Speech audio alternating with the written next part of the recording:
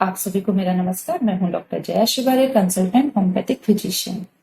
आज की इस वीडियो में मैं आपसे बात करने वाली हूं कि डेंगू फीवर क्या है, किस कारण से होता है, ये कैसे फैलता है, इसके लक्षण क्या आते हैं और इसको हम इसका उपचार कैसे करें। तो आइए समझते हैं कि डेंगू फीवर क्या है। जैसा कि आप सभी जानते हैं कि जैसे ही बारिश का सीजन स्टार्ट होता है, डेंगू के पेशेंट की संख्या काफी मात्रा में बढ़ने लगती है। लोगों में, स्पेशली जो पेरेंट्स होते हैं, उनमें एक डर का माहौल क्रिएट होने लगता है क्योंकि डेंगू हर जगह फैला हुआ होता है। ये जो डेंगू है, बूढ़ों और युवाओं की तुलना में बच्चों में ज्यादा देखने को मिलता है। इसलिए जो पेरेंट्स होते हैं वो बहुत ज्यादा डरे हुए होते हैं कि डेंगू फैल रहा है। तो आइए समझते हैं कि डेंगू क्या है। डेंगू एक मच्छर जनित वायरल इन्फेक्शन है। इसमें ठंड लगने के साथ तेज बुखार आता है, जोड़ों में, मांसपेशियों में, स्पेशली जो आंखों का पिछला हिस्सा होता है उसमें बहुत ज्यादा दर्द होता है, उल्टियां होती हैं, कमजोरी महसूस करता है पेशेंट और भूख नहीं लगती है। आमतौर पर हम इसे हड्डी तोड़ बुखार या फिर ब्रेकबोन फीवर भी कहते हैं क्योंकि इसमें जोड़ों में, मांसपेशियों में बहुत ज्यादा दर्द होता है। अब हम बात करते हैं कि ये जो डेंगू फीवर है उसका संक्रमण काल क्या होता है और ये फैलता कैसे है। ये जो डेंगू है उसका संक्रमण काल 4 से 14 दिन का होता है। ये जो डेंगू है एक तरह के मच्छर के काटने से फैलता है। इसकी 4 तरह की प्रजातियां होती हैं। उनमें से जो एडिस इजिप्टी नाम का जो मच्छर होता है उसके काटने से डेंगू फैलता है। जब ये मच्छर किसी संक्रमित व्यक्ति को काटता है तो उस संक्रमित व्यक्ति से संक्रमण उस मच्छर के सलाइवा में एंटर कर जाता है। ये जो संक्रमण है उस मच्छर के सलाइवा में रेप्लिकेट होता है और जब ये संक्रमित मच्छर किसी स्वस्थ व्यक्ति को काटता है तो वो उस स्वस्थ व्यक्ति में मच्छर के सलाइवा के थ्रू एंटर कर जाता है। मच्छर के काटने के 3 से 14 दिन के बाद ही डेंगू के लक्षण उस स्वस्थ व्यक्ति में देखने को मिलते हैं। चलिए हम बात करते हैं कि डेंगू के लक्षण क्या आते हैं। डेंगू सामान्यतः 3 प्रकार का होता है। इसके प्रकार के आधार पर ही हम इसके लक्षणों को समझ सकते हैं। तो इसके प्रकार क्या है? सबसे पहला प्रकार है साधारण डेंगू बुखार या फिर सिंपल डेंगू फीवर। दूसरा है डेंगू हेमरेजिक फीवर। तीसरा है डेंगू शॉक सिंड्रोम। तो सबसे पहला है सिंपल डेंगू फीवर या फिर साधारण डेंगू बुखार। इसमें क्या होता है, जैसा कि मैंने आपको पहले भी बताया है, ठंड लगने के साथ तेज बुखार आता है। जोड़ों में, मांसपेशियों में, स्पेशली जो आंख का पिछला हिस्सा होता है उसमें बहुत ज्यादा दर्द होता है। इसमें एक जो मेन सिम्टम होता है उसमें रोगी को पूरी बॉडी में हल्के गुलाबी, लाल गुलाबी रंग के चकत्ते पूरी बॉडी में पड़ने लगते हैं, रैशेस आने लगते हैं। रोगी को बहुत ज्यादा उल्टियां होती हैं, बहुत ज्यादा कमजोरी महसूस करता है, भूख नहीं लगती है। सामान्यतः जो साधारण डेंगू फीवर है वो 4 से 7 दिन में स्वतः ही ठीक हो जाता है। समटाइम्स क्या होता है, ये जो डेंगू फीवर है एक बार जाने के बाद 2 दिन बाद फिर से वापस आता है, लेकिन इसलिए इसको बाइफेजिक फीवर भी कहा जाता है। लेकिन इसमें डरने की या घबराने की जरूरत नहीं है क्योंकि ये जो साधारण डेंगू है वो कुछ सपोर्टिव्स या कुछ प्रिवेंटिव ट्रीटमेंट लेकर 80% केसेस में स्वतः ही ठीक हो जाता है। लेकिन अगर 7 दिन के बाद भी आपको कुछ सिम्टम्स परसिस्ट कर रहे हैं या कुछ नए सिम्टम दिखाई दे रहे हैं तो हमको थोड़ा सतर्क होने की जरूरत हो जाती है क्योंकि ये जो सिम्टम है वो DHF या फिर DSS के भी हो सकते हैं। DHF मतलब डेंगू हेमरेजिक फीवर, DSS मतलब डेंगू शॉक सिंड्रोम। तो इसमें हमको सतर्क होने की जरूरत है। तो अब हम बात करते हैं कि डेंगू हेमरेजिक फीवर क्या है। डेंगू हेमरेजिक फीवर में क्या होता है, गहरे काले रंग के छोटे बड़े चकत्ते पेशेंट की पूरी बॉडी में पड़ने लगते हैं। इसमें एक जो मेन जो सिम्टम आता है वो उसको हम बोलते हैं पेटिचियल हेमरेज।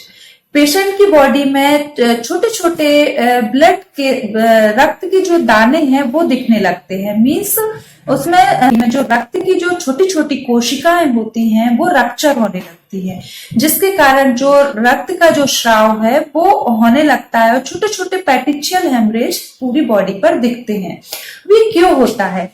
हमारी बॉडी में कुछ रक्त कोशिकाएं होती हैं, उनमें से जो सफेद रक्त कोशिकाएं मीन्स प्लेटलेट्स होते हैं, उनका काउंट हमारी बॉडी से कम होने लगता है। अब जो प्लेटलेट्स होते हैं उनका काम क्या होता है हमारी बॉडी में? ये जो प्लेटलेट्स होते हैं वो हमारी बॉडी से रक्त के स्राव को रोकते हैं, रक्त को हमारी बॉडी से बहने नहीं देते हैं। तो जब ये कम हो जाते हैं तो हमारी बॉडी से जो हमारे जो रक्त कोशिकाएं होती हैं उनसे रक्त का रिसाव होने लगता है।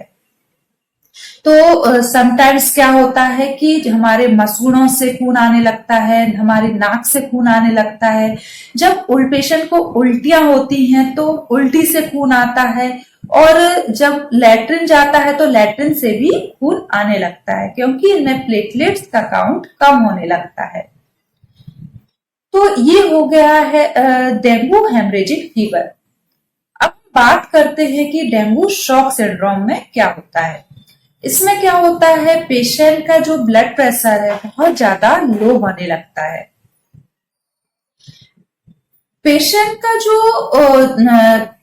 का जो पेरिफेरल एरिया होता है, पेरिफेरल एरिया मतलब जो पेशेंट के जो हाथ के हथेलियां होती हैं और पैर के तलवे होते हैं वो एकदम ठंडे पड़ने लगते हैं। लेकिन जो सेंट्रल एरिया होता है, सेंट्रल एरिया मतलब पेट हुआ, पीठ हुआ, ये बहुत ज्यादा गर्म होता है, फीवर होता है, उसको एकदम तेज फीवर होता है। तो ये जो एक मेन सिम्टम होता है जो होता है डेंगू शॉक सिंड्रोम के लिए, तो इसमें बहुत ज्यादा सतर्क होने की जरूरत होती है, क्योंकि इसमें पेशेंट का जो ब्लड प्रेशर एकदम लो होने लगता है और पेशेंट अपने धीरे धीरे होश खोने लगता है। समटाइम्स पेशेंट की जान भी जा सकती है। तो इस केस में हमको बहुत ज्यादा सतर्क होकर पेशेंट को हॉस्पिटलाइज कराना जरूरी हो जाता है। तो ये हो गए डेंगू के लक्षण। अब हम बात करते हैं कि डेंगू का उपचार कैसे किया जाए। जैसा कि मैंने आपको बताया है कि 80% केसेस में डेंगू को हम घर पर रहकर ही डॉक्टर की सलाह से कुछ सपोर्टिव ट्रीटमेंट लेकर ही ठीक कर सकते हैं। डेंगू को हम उसके लक्षणों के आधार पर ही ट्रीट करते हैं। अगर आप कहें कि डेंगू के लिए कोई स्पेसिफिक मेडिसिन आती है, तो नहीं, डेंगू की कोई भी स्पेसिफिक मेडिसिन डेंगू के नाम से नहीं आती है। डेंगू को सिर्फ उसके लक्षणों के आधार पर ही हम ठीक कर सकते हैं। जैसे कि अगर पेशेंट को फीवर आ रहा है तो उसको फीवर वाली मेडिसिन देकर, या फिर पेशेंट को उल्टियां हो रही हैं तो उसको उल्टी की दवाई देकर ही ठीक कर सकते हैं। देखिए क्या होता है, डेंगू के केस में अधिकतर देखा गया है कि पेशेंट को उल्टियां स्टार्ट हो जाती हैं और बहुत ज्यादा उल्टियां होने के कारण पेशेंट में पानी की मात्रा एकदम कम हो जाती है, जिससे पेशेंट एकदम कमजोर महसूस करता है और उसमें कॉम्प्लिकेशन के चांसेस बढ़ सकते हैं। तो जहां तक हो सके पेशेंट को बहुत ज्यादा लिक्विड डाइट दी जाए, पानी ज्यादा से ज्यादा पानी पिलाया जाए। लिक्विड डाइट में हम उसको जूस दे सकते हैं, जो भी पेशेंट आसानी से पी सकता है ऐसी चीजें आप उसको दे सकते हैं। स्पेशली उसको पौष्टिक आहार दें, न्यूट्रिशियस डाइट दें और जितना हो सके उसको बोलें कि आराम करे। यहाँ पर मैं आपको एक छोटी सी जानकारी और देना चाहूंगी कि सामान्यतः ये देखा गया है कि जब डेंगू के केस में प्लेटलेट्स की मात्रा जब कम होने लगती है तो कुछ लोग पेशेंट को पपीते के पत्ते का जूस पिलाते हैं, जिससे प्लेटलेट्स की मात्रा बढ़ जाती है। लेकिन कुछ केसेस में देखा गया है कि जब पपीते के पत्ते का जूस पेशेंट पीता है तो उसको बहुत ज्यादा उल्टियां शुरू हो जाती हैं। देखिए, डेंगू के पेशेंट में पहले से ही उल्टियां होने के कारण उसमें पानी की मात्रा कम हो रही है। जब हम उसको पपीते के पत्ते का जूस पिलाते हैं तो उसको उल्टियां और ज्यादा स्टार्ट हो जाती हैं, जो कि पेशेंट के लिए जानलेवा साबित हो सकती है। पेशेंट की जान भी जा सकती है इससे। तो जहां तक हो सके ऐसे पेशेंट को ये सब चीजें अवॉइड की जाए, ये सब चीजें ना दी जाए। आज की वीडियो में मैं इतनी ही जानकारी आपको दूंगी।